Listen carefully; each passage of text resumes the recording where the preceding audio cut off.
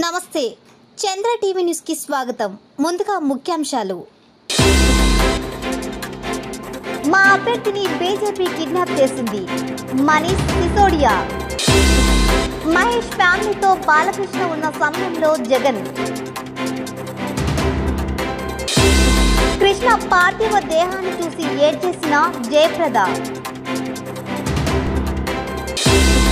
Remuneration వదులుకోవడమే కాకుండా తిరిగి డబ్బులు ఇచ్చాడు అల్లు అరవింద్। 2 లక్షల ఎల్ఓసిని అందజేసిన మంత్రి నిరంజన్ రెడ్డి। వార్తల్లోని వివరాలకు వెళ్తే గుజరాత్లోని సూరత్ ఈస్ట్ నుంచి బరిలో ఉన్న ఆమ్ ఆద్మీ పార్టీ అభ్యర్థి కంచన్ జెరివాలా నిన్నటి నుంచి హఠాత్తుగా కనిపించకుండా పోయారు।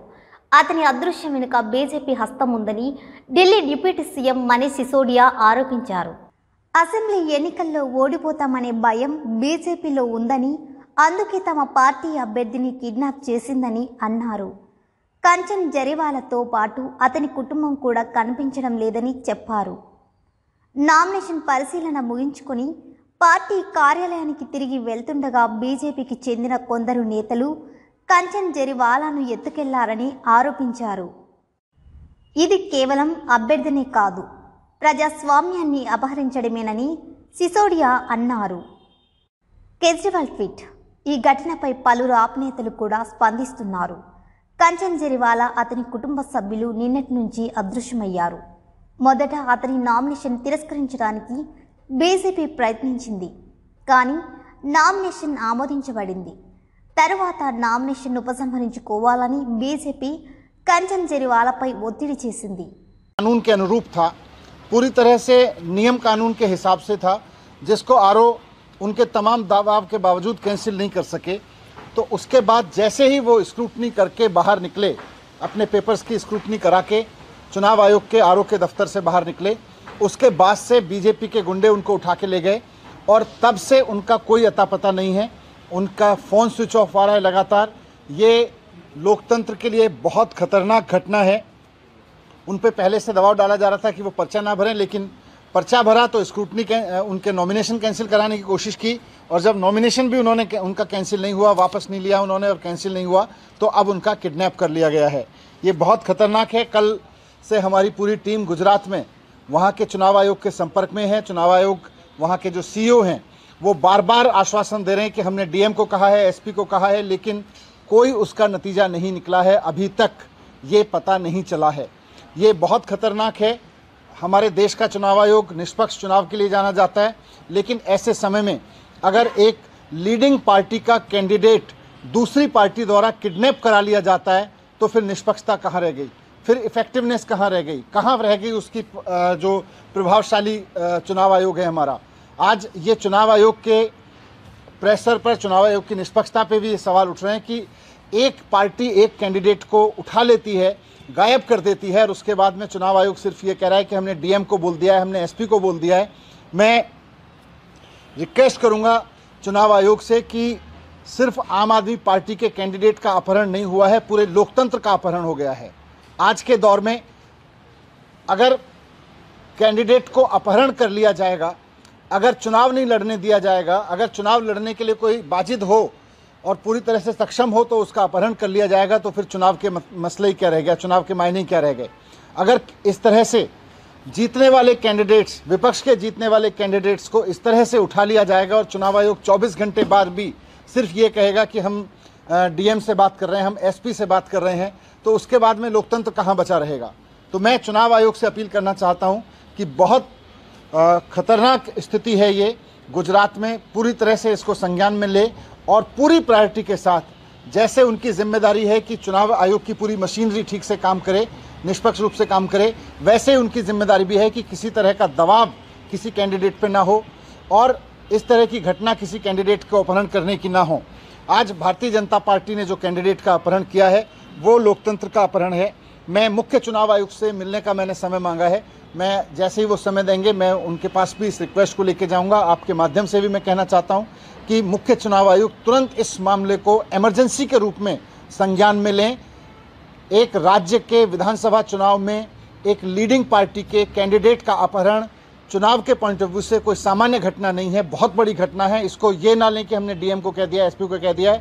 तुरंत वहाँ हरकत में आके पूरी की पूरी मशीनरी लगा के हमारे कैंडिडेट को ढूंढने में और जिनके भी वो कब्जे में उनसे छुड़ाने में मदद करें। Thank you. मैंने अभी उनके ऑफिस में रिक्वेस्ट डाली है। आई एम श्योर कि वो ऑफिस में तुरंत समय दे देंगे मुझको। और दूसरी दूसरा एक सवाल है कि बीसीबी की जो कार्रवाई हुई है आम आदमी पार्टी के ऊपर, क्या कहना है सर? देखिए, ये दिल्ली में भारतीय जनता पार्टी भी जान रही है कि वो हार रही है और आम आदमी पार्टी एमसीडी का चुनाव जीत रही है। आज चारों तरफ यह है कि एमसीडी में आम आदमी पार्टी बहुत प्रचंड बहुमत से चुनाव जीतने वाली है। तो जाहिर सी बात है कि आम आदमी पार्टी के टिकट की डिमांड भी काफ़ी थी। आम आदमी पार्टी से चुनाव लड़ने वाले आम आदमी पार्टी में और उसके आसपास बहुत लोग थे जो चुनाव लड़ना चाहते हैं। वैसे में आज इस तरह की घटना से एक तो आम आदमी पार्टी के लिए संतुष्टि की बात है कि कोई अगर कहीं किसी से पैसे मांग और ले भी रहा है और दे भी रहा है तो टिकट नहीं बिकता इस पार्टी में। ये इस पूरे घटनाक्रम से एक अच्छी बात आम आदमी पार्टी के बारे में सामने आ रही है कि किसी ने किसी को पैसे दे भी दिए और किसी ने किसी से पैसे ले भी लिए, कहीं किसी ने दूर दूर, लेकिन टिकट नहीं मिला उसको। तो इसका मतलब आम आदमी पार्टी में टिकट नहीं बिकता। इस घटना से मैं एक सिल्वर लाइनिंग इसमें देख रहा हूँ कि आम आदमी पार्टी इस टेस्ट में पास हुई कि किसी ने किसी को पैसे भी दे दिए और टिकट लेने के नाम पे ले भी लिए, लेकिन उसको टिकट नहीं मिला। यानी कि आम आदमी पार्टी में पैसे नहीं चलते टिकट के। ये अपने आप में इस बात का प्रमाण आ गया सामने। लेकिन जाहिर सी बात है कि इधर उधर कोई किसी को बोले कि भाई मैं तो पैसे लेके आपको टिकट दिला दूंगा, तो मैं तो ऐसे तमाम लोगों से जो आज, अब तो खैर टिकट की प्रक्रिया पूरी हो गई, आगे के लिए भी कहना चाहूँगा कि कहीं भी कोई आदमी आपको कहे कि मैं आम आदमी पार्टी में टिकट दिला दूंगा, पैसे दे दीजिए, बिल्कुल यकीन मत करना। सबसे बड़ा झूठा होगा वो आदमी जो ये कहेगा।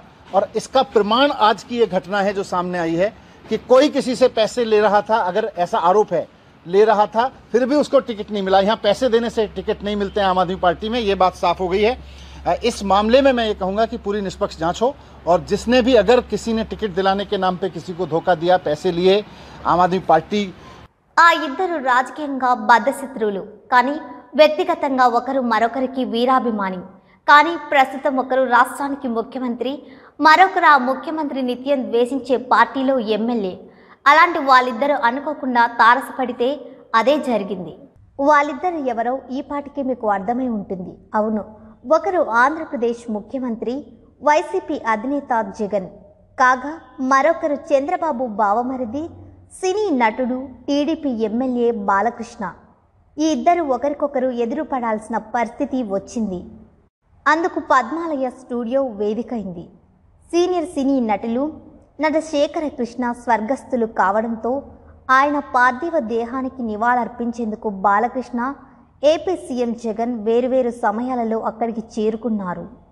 జగన్ అక్కడికి వెళ్లే సమయానికి బాలకృష్ణ, ఆయన భార్య కూడా కృష్ణ కుటుంబంతో పాటే ఉన్నారు. మహేష్ను, ఇతర కుటుంబ సభ్యులను ఓదార్చిన బాలయ్య ధైర్యం చెప్పి వారితో పాటే ఉన్నారు. సరే, అది ఇవాళ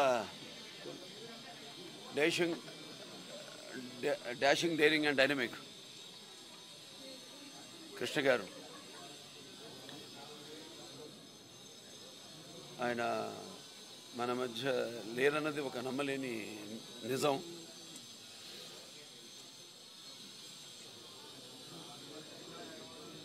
మరి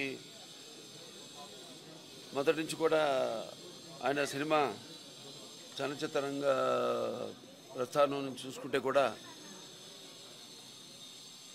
ఎన్నో, అంటే సాహసాలకు కానీ ప్రయోగాలకు కానీ వాటన్నిటి కూడా ఒక మారు పేరు కృష్ణ గారు. ఆయన ఎన్నలేని సేవలు చలనచిత్ర రంగానికి చేయడం జరిగింది. ఆయన మొదటి హాలీవుడ్ కౌబాయ్ సినిమా అయితే కానివ్వండి, మొదటి సినిమాస్కోప్ సినిమా అయితే ఏంటండి, లేకపోతే మొదటి 17mm సినిమా, లేకపోతే మొదటి డిటిఎస్ సౌండ్ సిస్టంతో సినిమాలు, ఇవన్నీ కూడా ఆయన ఏ టెక్నిక్ వచ్చినా మొదట్లో మన తెలుగు చలనచిత్ర రంగానికి ప్రవేశపెట్టి, అలాగే ఒక నటుడిగా, ఒక దర్శకుడిగా, ఒక నిర్మాతగా కూడా ఇట్లా పద్మాలయ స్టూడియోస్ని స్థాపించి ఎన్నో మహత్తరమైన మంచి సినిమాలు ఆయన తీయడం జరిగింది. అలాగే ఒక సాంఘిక చిత్రాలు అయితేనేమి, జానపద చిత్రాలు అయితేనేమి, లేకపోతే చారిత్రాత్మక చిత్రాలు, అలా అన్ని సినిమాల్లో కూడా ఆయన నటించి ఆయన అందరి హృదయాల్లో కూడా ఒక చెరగని ఒక ముద్రని ఆయన ఒక గూడు కట్టుకున్నాడు ఆయన కృష్ణ గారు.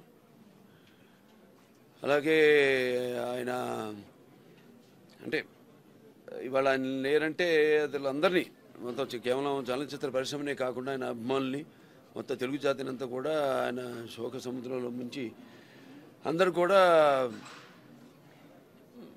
ఒక తీరని లోటుగా ఆయన ఏదైనా ఆయన సాధించినవి భూమి మీద అంతా పుడతారు గిడతారు.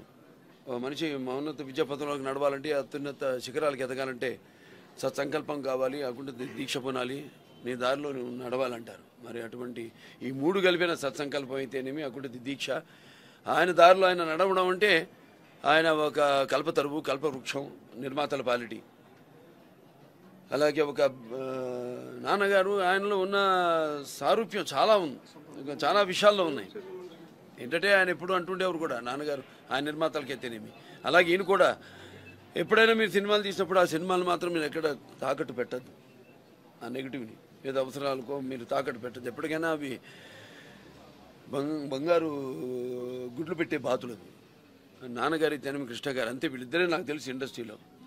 సో అలాగే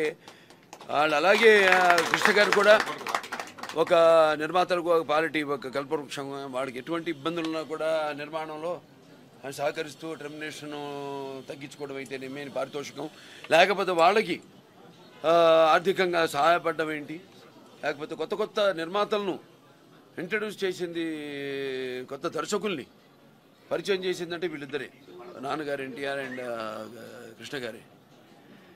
నేను ఆయనతో సుల్తాన్ సినిమా చేయడం జరిగింది. అప్పుడు అండమాన్స్కి వెళ్ళినప్పుడు కూడా ఎన్నో విషయాలు నాన్నగారి గురించి ఈ షార్ట్ల గ్యాప్ల్లో మాట్లాడుకుందామని, ఆయన గురించి తెలుసుకుందామని ఆయన అడిగితే ఆయన ఎప్పుడు నాన్నగారి విషయాలు చెప్తూ ఉండేవాడు. ఆయన అంటే అక్కడ బుర్రిపాలెం, ఆయన అక్కడ ఏలూరు కాలేజ్లో చదవడం, అటు నాన్నగారి సినిమాలు మొదట ఆటికి ఆయన వెళ్ళినప్పుడు ఆయన తిన్న లాడి దెబ్బలు అయితేనేమి, లేకపోతే ఇవన్నీ మన ముచ్చటేస్తుంది. ఇవన్నీ కాదండి మీ గురించి చెప్పండి అంటే ఆయన అలా ఒకళ్ళు స్ఫూర్తిగా, నా నాన్నగారిని స్ఫూర్తిగా తీసుకుని ఆయన ఎన్నో సందర్భాల్లో చెప్పడం జరిగింది.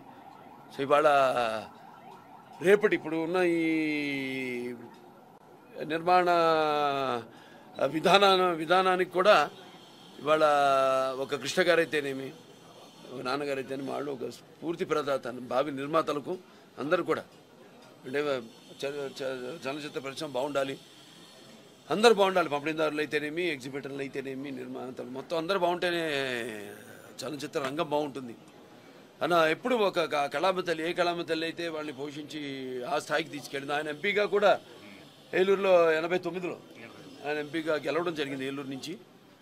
అలాగే ఆయన సేవలను కూడా గుర్తించి మరి అటు 2009లో ఆయనకి పద్మభూషణ్, అలాగే ఎన్టీఆర్ జాతీయ పురస్కారం, అలాగే ఆయనకి ఫిల్మ్ఫేర్ జీవిత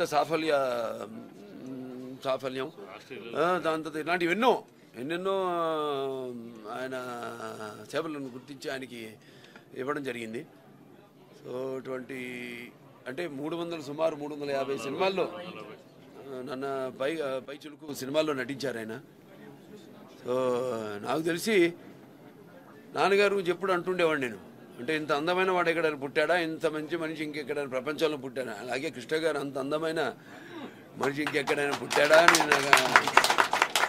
సో అలా ఏదో కారణం జన్మ ఇంకేదైనా వాడిగా పద్మలయ స్టూడియోని నిర్మించడం, దాని తర్వాత సరే వాళ్ళ అబ్బాయి మహేష్ బాబు కూడా బాగా మంచి హీరోగా రాణించడం.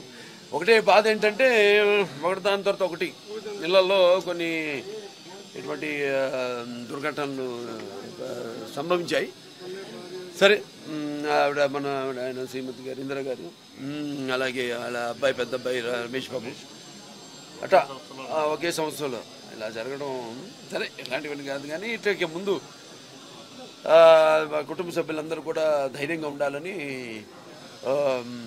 జరిగేది మానక తప్పదు. ఏమంటాం, చాలామందికి విషయాల్లో ఏదో కాలమైన దానికి వైద్యం రోజులు గడిచిన కొద్దీ మర్చిపోతామని, కానీ ఇలాంటి వాళ్ళు మనం జీవితాంతో మర్చిపోలేము.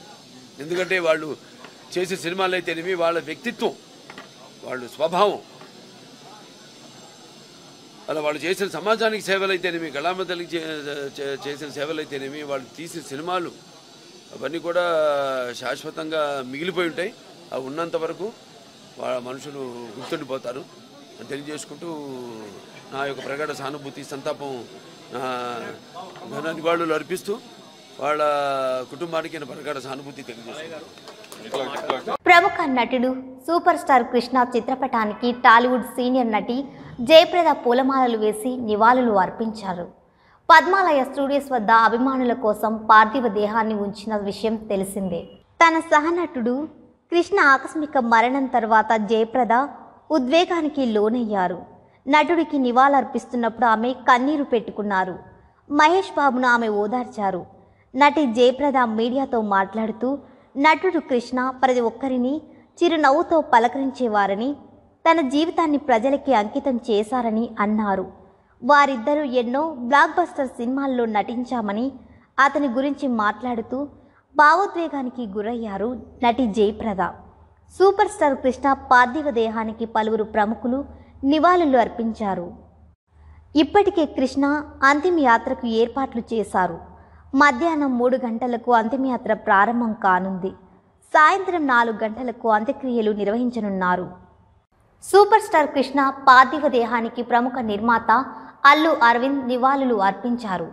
పద్మాలయ స్టూడియోస్కి చేరుకున్న ఆయన కృష్ణకు పుష్పాంజలి ఘటించి కుటుంబ సభ్యులను పరామర్శించారు. నేను సినిమాలు తీయడానికి వచ్చినప్పటి నుంచే ఆయనను గమనిస్తున్నాను. ఆయన చనిపోయాడనే వార్త వినగానే ఆయన చేసిన గొప్ప విషయం గుర్తుకొచ్చింది. 2-3 నిర్మాతలు ఆయనకు ఇవ్వాల్సిన రెమ్యునరేషన్ ఇవ్వకముందే సినిమాలు విడుదల చేసేందుకు రెడీ అయ్యారు. అప్పుడు కృష్ణ వాళ్ళని పిలిచి, మీరేదో కష్టాల్లో ఉన్నారట కదా, నన్ను ఏమైనా సాయం చేయమంటారని అడిగి డబ్బులిచ్చి మరీ సినిమాలు విడుదల చేశారు. ఆ నిర్మాతలు ఎవరో నాకు తెలుసు. ఇప్పుడు వారి పేర్లు ప్రస్తావించదలుచుకోలేదు. నిర్మాతలు బాగోగులు కోరుకునే గొప్ప వ్యక్తి ఇప్పుడు మనకు లేడు. అది మన దురదృష్టం. ఆయన నివాళికి కుటుంబ సభ్యులు, సినీ ప్రముఖులతో పాటు లక్షల మంది అభిమానులు రావడం నిజంగా విచిత్రం. ఆయన కుటుంబ సభ్యులకు నా ప్రగాఢ సానుభూతి తెలియజేస్తున్నానని అల్లు అరవింద్ అన్నారు.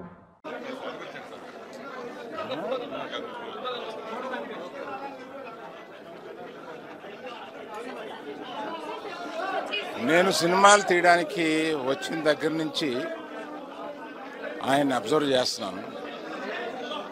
నేను అంటే ఇప్పుడు ఒకే ఒక విషయం, ఆయన చనిపోయాడు అనగానే ఎంత గొప్పవాడు చనిపోయాడు అన్నప్పుడు ఒక విషయం గుర్తొస్తుంది. నిర్మాతలకి 2-3 నిర్మాతలకి ఆయన రిలీజ్ అప్పుడు బోల్డ్ డబ్బులు ఇవ్వాలి నిర్మాతలు. అది కాకుండా నిర్మాతలను పిలిచి, నువ్వు కష్టాల్లో ఉన్నావంట, నన్ను ఏదైనా డబ్బులు ఇమ్మంటారా అని చెప్పి తనకి రెమ్యూనరేషన్ వదిలేసి తిరిగి తన డబ్బులు ఇచ్చి రిలీజ్ చేసిన సినిమాలని నాకు తెలుసు. ఆ నిర్మాతలు నాకు తెలుసు, ఇప్పుడు పేర్లు అనవసరం. కానీ అంటే హీరోస్లో ఆ రేంజ్ నిర్మాత బాగోగుల్ని కోరుకునే వాళ్ళు ఎంతమంది ఉంటారు? అటువంటి వ్యక్తి మనకి ఇవాళ లేడు. వయసేం మరీ పెద్దది కాదు. దురదృష్టం. ఇండస్ట్రీ కాకుండా, ఫ్యామిలీ కాకుండా అభిమానులు ఆయనకి ఇవాళకి ఇన్ని లక్షల మంది అభిమానులు అలాగ ఆయన జర్నీతో పాటు రావడం అనేది నిజంగా విచిత్రమైన విషయం. వాళ్ళందరికీ, కుటుంబానికి అందరికీ నా సానుభూతి వ్యక్తపరుస్తాను. Thank you. దేవరకద్ర నియోజకవర్గ పరిధిలో ఆయిల్ ఫామ్ ఫ్యాక్టరీని ఏర్పాటు చేయాలని ముఖ్యమంత్రి కేసీఆర్ గారిని, మంత్రి నిరంజన్ రెడ్డి గారిని కోరిన దేవరకద్ర ఎమ్మెల్యే ఆల వెంకటేశ్వర్ రెడ్డి. దేవరకద్ర నియోజకవర్గం ఇప్పటికే ఆయిల్ ఫామ్ సాగు పెరిగిందని, ఫ్యాక్టరీని ఏర్పాటు చేస్తే రైతులకు ఉపయోగకరంగా ఉంటుందని, అలాగే ఫ్యాక్టరీ ఏర్పాటు చేస్తే దాదాపు 500 మంది నియోజకవర్గ యువతకు ఉపాధి అవకాశాలు వస్తాయని ఈ సందర్భంగా ముఖ్యమంత్రిని కోరారు. దేవరకద్ర నియోజకవర్గంలో మీ సహకారంతో 21 చెక్ డ్యాంలు నిర్మించుకున్నామని, వీటి మూలంగా కందూరు పెద్దవాగు, ఊకచెట్టు వాగు సజీవంగా మారిందని, బోర్లు రీఛార్జ్ అయ్యి అదనంగా ఆయకట్టు పెరిగిందని, రైతులు సంతోషంగా ఉన్నారని తెలుపుతూ ఇంకా 2 వాగులపై కొన్ని చోట్ల చెక్ డ్యాంలను నిర్మించాలని ప్రతిపాదనలు సిద్ధంగా ఉన్నాయని, వాటిని మంజూరు చేయాలని ఈ సందర్భంగా ముఖ్యమంత్రిని కోరిన ఎమ్మెల్యే ఆల వెంకటేశ్వరరెడ్డి ముఖ్యమంత్రి సానుకూలంగా స్పందించారని ఎమ్మెల్యే ఆల వెంకటేశ్వరరెడ్డి తెలిపారు. సమాజంలోని ఆర్థిక, రాజకీయ, సామాజిక తదితర అన్ని వర్గాల అంశాలను సమన్వయం చేస్తూ సమాజ శ్రేయస్సు కోరుకునే పాత్రికేయ మిత్రులకి జాతీయ పత్రికా దినోత్సవ శుభాకాంక్షలతో మునగారి కృష్ణ, న్యాయవాది, క్రైమ్ K9 న్యూస్. మునుగోడు నియోజకవర్గం మరిగూడెం మండలం శివన్నగూడెం గ్రామానికి చెందిన పలు సమస్యలను మంత్రి గారి దృష్టికి తీసుకెళ్లడం జరిగింది. గతంలో హామీ ఇచ్చిన మేరకు శివన్నగూడెం గ్రామంలో పలు సమస్యలు పరిష్కరించాలని మంత్రి గారిని కోరిన ఎమ్మెల్యే ఆల వెంకటేశ్వరరెడ్డి దేవరకంద్ర నియోజకవర్గంలోని 3 కొత్త మండలాలకు మూసపేట, మదనాపురం, కౌకుంట్ల మండలానికి 108 వాహనాలను కేటాయించాలని మరియు కోయిల్ సాగర్ కెనాల్ ల్యాండ్ అక్వజేషన్ పేమెంట్లు మంజూరు చేయాలని మరియు దేవరకంద్ర నియోజకవర్గంలో బ్రిడ్జిల నిర్మాణం మరియు డబుల్ బెడ్రూమ్ ఇళ్ల నిర్మాణం వేగంగా జరుగుతున్నాయని వివరిస్తూ వాటికి సంబంధించిన పేమెంట్లు మంజూరు చేయాలని మంత్రి హరీష్ రావుని కోరిన ఎమ్మెల్యే ఆల వెంకటేశ్వరరెడ్డి. మంత్రి హరీష్ రావు గారు సానుకూలంగా స్పందించారని, వారం రోజుల్లో సమస్యలు అన్నీ పరిష్కరిస్తామని తెలిపినట్లు ఎమ్మెల్యే ఆల వెంకటేశ్వరరెడ్డి తెలిపారు. నిజామాబాద్ జిల్లా ఒలింపిక్ సంఘ ఎన్నికైన సభ్యులకు సన్మానించి తెలంగాణ రాష్ట్ర మహిళా సహకార అభివృద్ధి సంస్థాన్, తెలంగాణ రాష్ట్ర మున్నూరు కాపు మహిళా విభాగం చైర్పర్సన్ శ్రీమతి ఆకుల లలిత రాఘవేందర్ మర్యాదపూర్వకంగా కలిసి సన్మానించడం జరిగింది.